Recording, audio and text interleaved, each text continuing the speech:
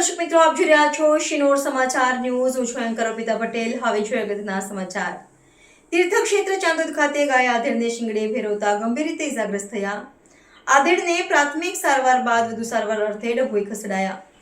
અવારનવાર રખડતા પશુઓના હુમલાથી નગરજનોના જીવ જોખમાઈ રહ્યા છે, છતાં ચાંદોદ ગ્રામ પંચાયતના સત્તાધીશો પ્રજાની સુરક્ષા હેતુ સમખાવા પૂરતું કોઈ કાર્ય કરવાના મૂડમાં નથી.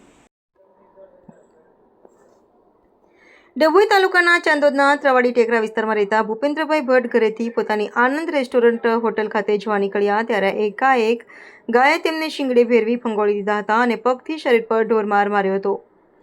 આસપાસના દુકાનદારો અને રાહદારીઓએ દોડી આવી મહા મુસીબતે ગાયના જંગલમાંથી છોડાવી ગંભીર રીતે ઇજાગ્રસ્ત ભૂપેન્દ્રભાઈ ભટ્ટને પ્રાથમિક સારવાર બાદ ડભોઈ ખાનગી હોસ્પિટલ ખાતે સારવાર અર્થે ખસેડતા તબીબી તપાસમાં મોઢા તેમજ શરીર પર ગંભીર ઇજાઓ તેમજ હાથ અને ખભાના ભાગે ક્રેક આવી હોવાનું જાણવા મળ્યું છે.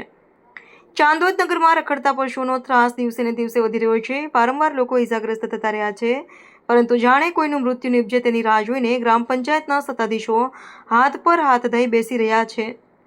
પ્રજાના મતથી ચૂંટાયેલા પ્રતિનિધિઓને હવે શું પ્રજાની જરૂર નથી? જે હોય તે સત્તાધીશો અંદરની હુસાતુસીને બાજુમાં રાખી તાત્કાલિક ધોરણે રખડતા પશુઓને ઢોર ડબ્બે પૂરવાની સાથે ઢોર માલિકો વિરુદ્ધ કાયદેસરની કાર્યવાહી હાથ ધરી રખડતા ઢોરના ત્રાસમાંથી મુક્તિ આપે. નિર્ભીકપણે ગ્રામજનોને નગરમાં હરવા ફરવાની સુવિધા પૂરી પાડે અત્યંત આવશ્યક થઈ ગયું છે. રિપોર્ટર મિત માછી, શિનોર સમાચાર ન્યૂઝ, ડભોઈ.